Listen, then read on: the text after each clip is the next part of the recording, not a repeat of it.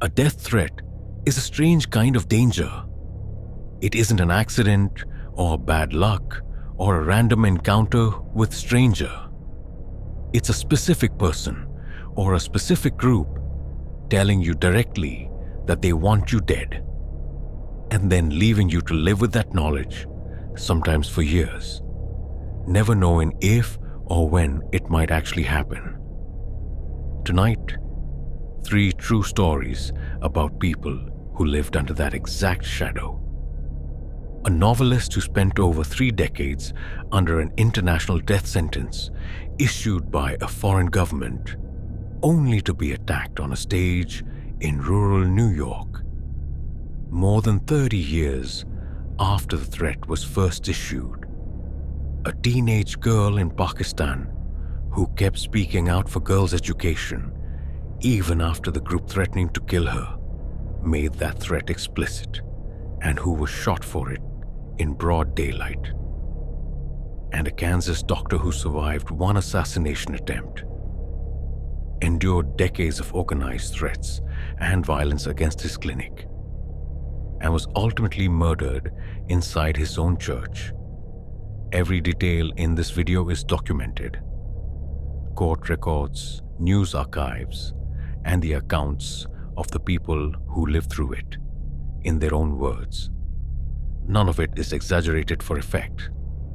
What connects these 3 stories is the specific, grinding weight of living under a known threat that doesn't resolve in a single moment, but stretches on for years, sometimes decades, before anyone knows how it will actually end.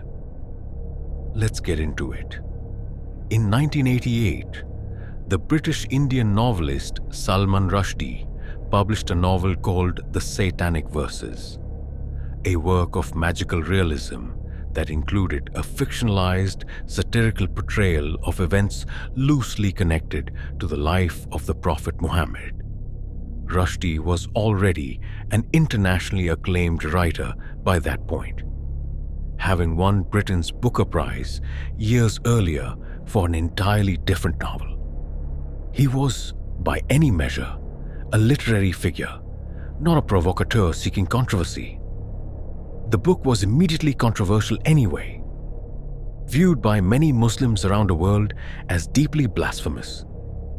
Protests erupted globally, some of them violent. A riot in Rushdie's own hometown of Mumbai left 12 people dead. And unrest connected to the book's publication killed dozens more people across several countries. The novel was banned outright in Iran and a number of other nations.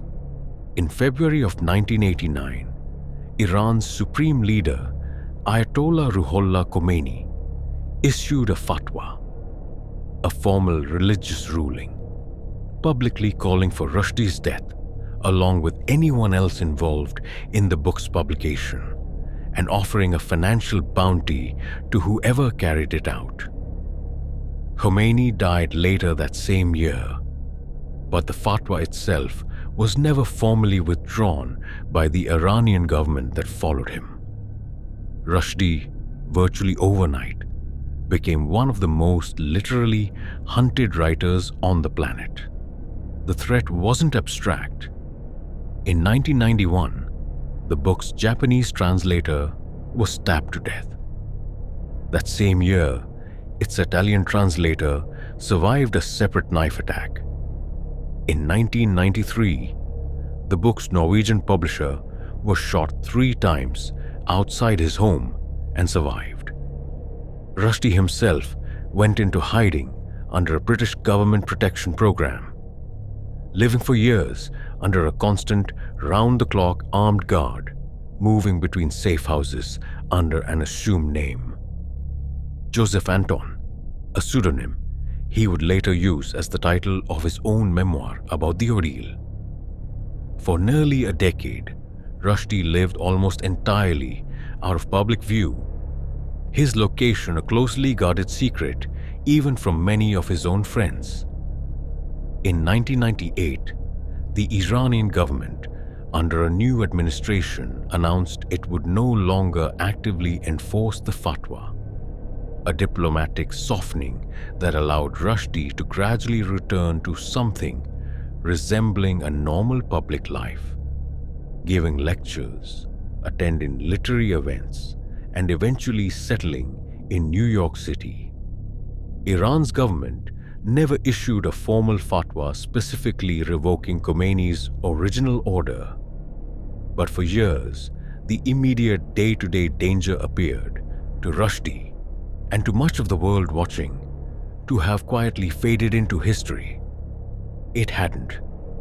On the morning of August 12th, 2022, Rushdie, then 75 years old, was on stage at the Chautauqua Institution in Western New York, about to begin a lecture on the United States as a haven for exiled writers, a subject drawn directly from his own decades of experience. As he was being introduced, a man rushed the stage and attacked him, stabbing him somewhere between 10 and 15 times in rapid succession, striking his face, neck, arm, abdomen, and eye, continuing the assault even as members of the audience wrestled him away from Rushdie's body. The attacker was identified as Hedi Matar, a 24-year-old from New Jersey. Prosecutors would later argue at trial that Matar had acted in direct connection to Khomeini's decades-old fatwa, describing the attack as premeditated. Matar himself, in a jailhouse interview given afterward, did not explicitly cite the religious decree, saying only that he disliked Rushdie and believed the author had attacked Islam through his writing, though prosecutors pointed to communications and research tying his actions directly back to the fatwa's ongoing legacy. Rushdie survived, but the injuries were severe and permanent. He lost sight in one eye entirely and suffered lasting nerve damage to one hand, along with a punctured liver and severed nerves in his arm. He spent weeks in the hospital and months in recovery. Matar was ultimately convicted of second-degree attempted murder and sentenced to 25 years in prison, the maximum allowed under the charge. Rushdie later wrote about the attack and his recovery from it in a 2024 memoir titled Knife. In it, he described a strange, unsettling detail from just 2 nights before the attack. A vivid dream in which he was being assaulted by a man wielding a spear in a Roman amphitheater, a dream so unsettling that he genuinely considered canceling the lecture that ultimately put him on that stage. He went anyway. What makes Rushdie's story so singular is the sheer length of time the threat against him remained active before it was finally acted upon. He lived for more than 3 decades under the shadow of a fatwa issued when he was in his early 40s, watched translators and publishers connected to his work attacked and killed in his place, spent nearly a decade in hiding under armed guard, and had, by his own account, genuinely believed the most acute phase of the danger was behind him, only to be attacked in the end, not while hiding, but while doing the most ordinary part of his job, standing on a stage about to give a lecture about the very freedom the threat against him had always been trying to take away. Rushdie's recovery, both physical and psychological, has continued to unfold in public in the years since. He has spoken candidly in interviews about the strange, disorienting experience of relearning basic tasks after losing an eye and much of the function in one hand, describing his 2024 memoir as an attempt to reclaim the narrative of what happened to him rather than simply survive it. He returned to public appearances, cautiously but deliberately, within about a year of the attack, telling interviewers that retreating from public life entirely would have represented exactly the kind of victory his attacker and the ideology behind the original fatwa had been seeking all along. The community at Chautauqua itself has continued to grapple publicly with what happened on their stage that August morning, with residents and staff describing the attack as a rupture in what had, for over a century, been considered a uniquely safe space for open dialogue on controversial subjects. A reputation the institution has worked deliberately to rebuild in the years since. Malala Yousafzai grew up in the Swat Valley in northern Pakistan, a region famous before the Taliban's arrival for its natural beauty, sometimes described locally as the Switzerland of Pakistan, drawing tourists to its rivers and mountains. That reputation changed dramatically as the region fell under increasingly strict Taliban control, starting in the mid-2000s, with militants gradually imposing their own interpretation of religious law on daily life, including a systematic campaign against girls' education that would eventually see hundreds of schools destroyed. Her father, Ziauddin Yousafzai, ran a chain of schools and was himself an outspoken education activist, and from an early age, he encouraged his daughter to speak openly about what she was witnessing. Starting in 2009, at just 11 years old, Malala began writing an anonymous blog for the BBC's Urdu service under the pseudonym Gul Makai, documenting daily life under Taliban rule in the valley, including the group's escalating campaign against girls' education. Schools burned, bans on female students enforced by threat of violence, and an atmosphere of fear that shaped every part of daily life for the region's girls and women. As her writing and public interviews continued, her identity gradually became known, and her profile grew internationally. She was nominated for the International Children's Peace Prize and received Pakistan's National Youth Peace Prize, drawing praise from human rights advocates around the world. That same rising profile made her and her family an explicit target. The Yousafzais began receiving direct threats from the Taliban, roughly a year before the attack that would make Malala famous worldwide. Malala herself documented her own fear in a diary entry from January of 2009, describing an evening walking home from school when she heard a man behind her say, quite clearly, "I will kill you," a threat that, in that specific instance, turned out to be directed at someone else entirely on his phone call. A coincidence that offered her only brief, temporary relief. By the fall of 2012, at 15 years old, Malala had continued her public advocacy for nearly 4 years, despite that mounting explicit danger. On October 9th, 2012, she was riding home from school on a bus with her classmates in the town of Mingora when a masked gunman boarded the vehicle. According to witnesses, he asked the other girls directly which one of them was Malala. When she was identified, he shot her at close range, striking her above the left eye, with the bullet traveling along her jaw and grazing her brain before exiting near her shoulder. 2 of her classmates were also wounded in the same attack. The Tehreek-e-Taliban Pakistan, the Pakistani Taliban, publicly claimed responsibility, stating explicitly that Malala had been targeted specifically for her education advocacy, which they characterized as promoting a secular, pro-Western ideology hostile to their interpretation of Islam. Malala was rushed to a military hospital in Peshawar in critical condition, initially unconscious, and doctors worked urgently to remove bullet fragments and manage the swelling around her brain. Within days, she was airlifted to the Queen Elizabeth Hospital in Birmingham, England, for specialized care and reconstructive treatment.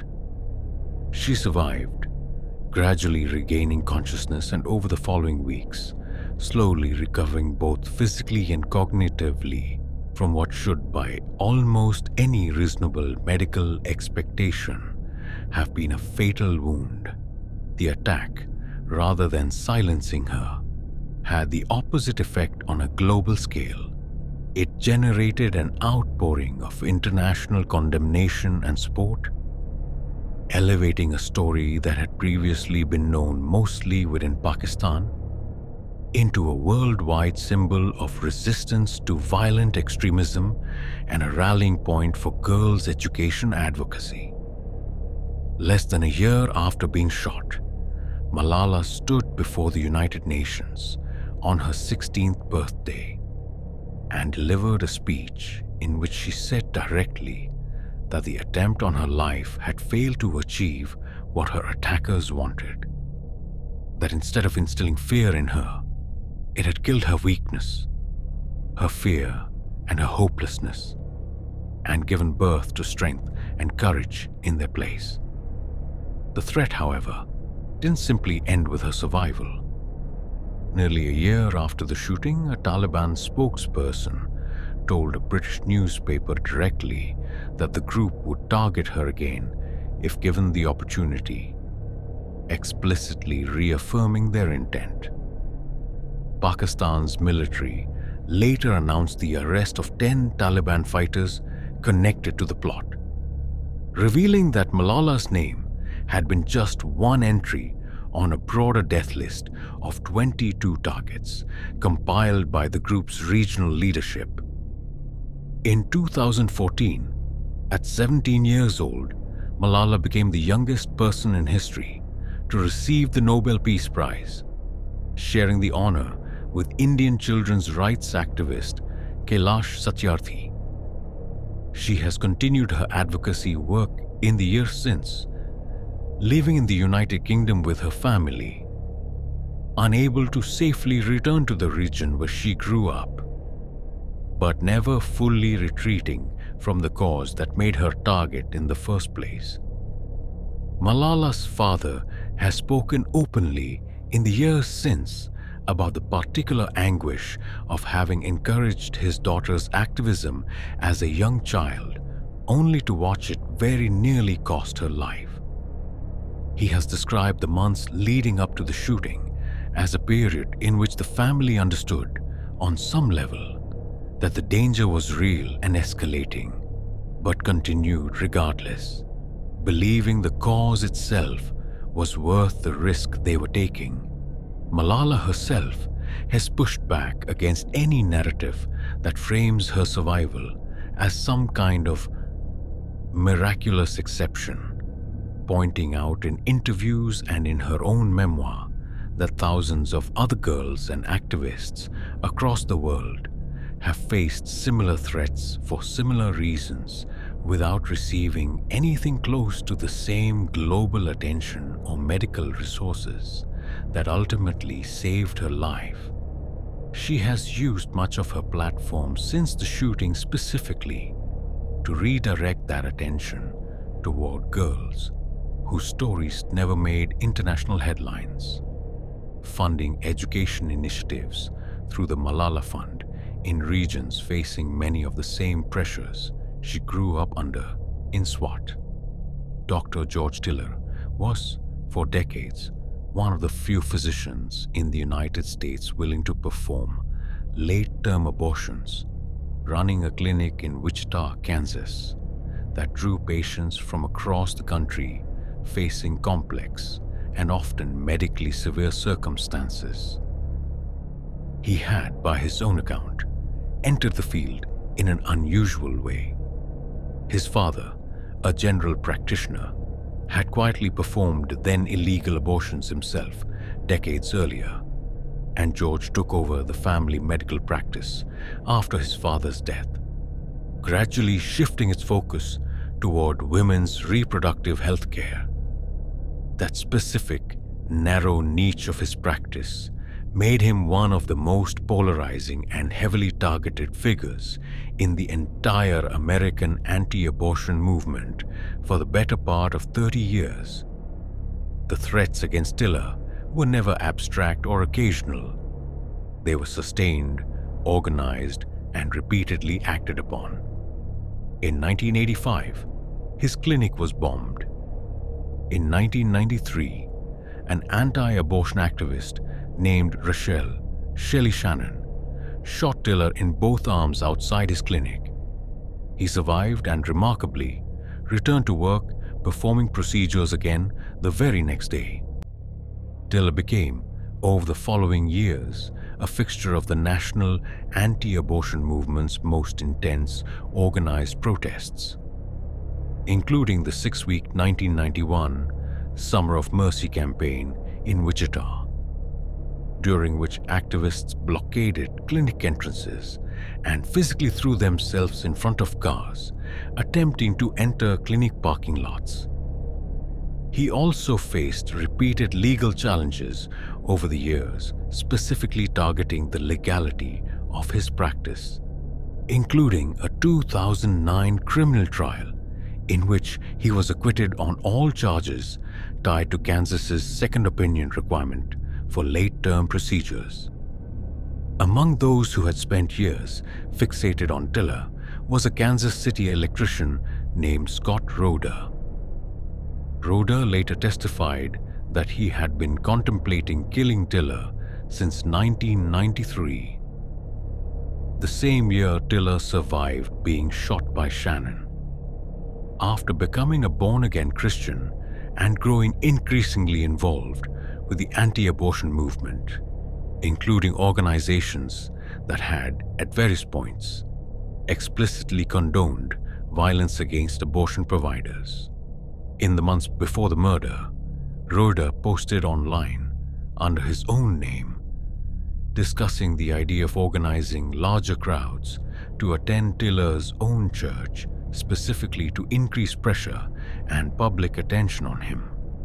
On the morning of May 31st, 2009, Tiller was serving as an usher during a Sunday service at Reformation Lutheran Church in Wichita, a routine volunteer role he held regularly at his own place of worship. Roeder entered the church, approached him in the foyer, and shot him once in the head at close range, killing him instantly in front of his own congregation. As he fled the scene, Roeder reportedly threatened 2 other ushers who attempted to stop him. Roeder was arrested later that same day. In a jailhouse interview with the Associated Press months later, he openly confessed to the killing, stating without apparent remorse that he had acted because he believed in his words that preborn children's lives were in imminent danger. An explanation that echoed the specific, targeted justification used by anti-abortion extremists in earlier attacks against Tiller and other providers across the country. He was convicted of premeditated first-degree murder in January of 2010 and originally sentenced to life in prison without the possibility of parole for 50 years, later reduced to allow for parole eligibility after 25 years. The murder sent shockwaves through the medical community that extended far beyond Wichita.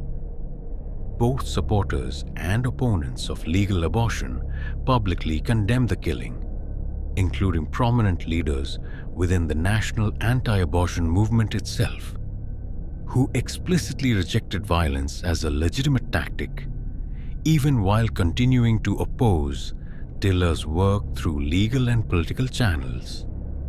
President Barack Obama issued a public statement condemning the murder as well, The threats didn't end with Tiller's death either. His former colleague and mentee, Julie Burkhart, later reopened a clinic at the same Wichita location where Tiller's practice had once operated, and has since faced her own sustained campaign of threats and harassment, including, years after his conviction, direct threats made against her by Roeder himself, communicated from inside prison during a recorded phone interview with another anti-abortion activist, in which he described the danger involved in reopening a clinic at that specific location. Tiller's murder remains one of the starkest examples in modern American history of a threat that built for decades through repeated documented acts of violence against the same specific individual before ultimately proving fatal. A case that, unlike Rushdie's survival or Malala's recovery, ended exactly the way the people threatening him for so many years had always said it would. The years since Tiller's death have shown how far the threat pattern surrounding him extended beyond his own life. Julie Burkhart has continued operating her clinic under regular security precautions that would be almost unrecognizable to most medical practices. Reinforced entryways, coordination with local law enforcement, and careful screening of patients and visitors alike. Protocols built directly in response to the same organized threat environment that eventually killed her mentor. Researchers who study violence against abortion providers in the United States have pointed to the Tiller case repeatedly as a defining example of how sustained, low-level harassment and organized protest activity, tolerated or dismissed for years as a form of protected political expression, can eventually escalate into lethal violence when it goes unanswered for long enough. A pattern advocates on multiple sides of the broad debate have cited when calling for stronger legal protections around reproductive healthcare facilities and their staff. 3 people, 3 very different threats, coming from very different sources. A fatwa issued by a foreign government over a work of fiction. An extremist militant group targeting a teenage girl for advocating that other girls be allowed to attend school. And a decades-long organized campaign against a single doctor for the specific medical procedures he was willing to perform. And 3 very different outcomes. One man who survived an attack more than 3 decades after the threat against him was first issued. One teenage girl who survived being shot at point-blank range and went on to become the youngest Nobel laureate in history. And one doctor whose death, after surviving one earlier attempt, came exactly as the people threatening him for years had always promised it would. What connects all 3 of these stories is the specific grinding psychological weight of living under an explicit, known threat for years at a time. Not a single moment of danger, but a sustained condition of it, stretching on so long that it becomes, in its own strange way, a permanent part of daily life. Rushdie lived under armed guard for the better part of a decade. Malala's family received direct threats for a full year before the shooting that made her famous. And Tiller endured a bombing, a previous shooting, and organized protest campaigns spanning nearly 3 decades before the final attack that killed him. It's worth sitting too with how differently each of these 3 people responded to that sustained threat. None of them stopped doing the work that had made them targets in the first place. Rushdie kept writing and kept appearing publicly, even after decades in hiding. Malala kept speaking out for girls' education, both before and after being shot for it. And Tiller kept performing the procedures he'd spent his career providing, returning to work the day after surviving being shot in both arms. Whatever you take from these three stories, that pattern is worth sitting with. Three people who understood, better than almost anyone, exactly how real the threat against them was, and chose, each in their own way, not to let it be the thing that decided how they lived. There's a broader, uncomfortable question sitting underneath all three of these cases that's worth naming directly. In each story, the threat wasn't a secret. Rushdie's fatwa was issued publicly by a head of state and broadcast around the world. The Taliban's threats against Malala's family were made directly and repeatedly over the course of a full year. Tiller's clinic had already been bombed, and he himself had already been shot once before, in full public view, over a decade before his eventual murder. None of these were threats that caught the world by surprise after the fact. They were threats that had already been stated plainly, sometimes for years, before anyone acted on them. That doesn't make what happened to any of these three people more predictable in the sense of being preventable through some simple fix. But it does mean that in each case, the danger was never really hidden. It was hiding in plain sight, publicly declared, for years, waiting. If this video got under your skin, hit subscribe. New true stories every week. And let me know in the comments which one of these three stories affected you the most. See you in the next one.